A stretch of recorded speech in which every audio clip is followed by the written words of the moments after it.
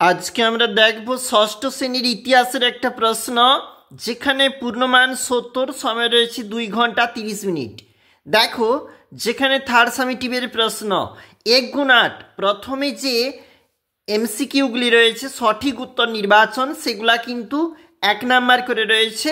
প্রতিটি প্রশ্নপত্র অবশ্যই তোমরা দেখবে। এটা হচ্ছে 1 নম্বর পেজ, উত্তরপত্র অবশ্যই নিজেরাই করবে। চলে যাব 2 নাম্বার পেজে। এটা হচ্ছে 2 নাম্বার পেজ এবং এখানে রয়েছে পরবর্তী প্রশ্ন 1 গুণ 7, 1 নাম্বার করে 7টি প্রশ্নপত্র রয়েছে, অর্থাৎ সত্য মিথ্যা তোমাকে লিখতে হবে। এর নিচে রয়েছে একটা ম্যাচ রয়েছে এবং এখানে গুরুত্বপূর্ণ অবশ্যই দেখবে তোমরা, বেমানান রয়েছে 1 গুণ 2। পরবর্তী যেখানে প্রশ্নপত্র রয়েছে এবং 2 গুণ 8, 2 নাম্বার করে 8টি প্রশ্নপত্র, 16 নাম্বার রয়েছে।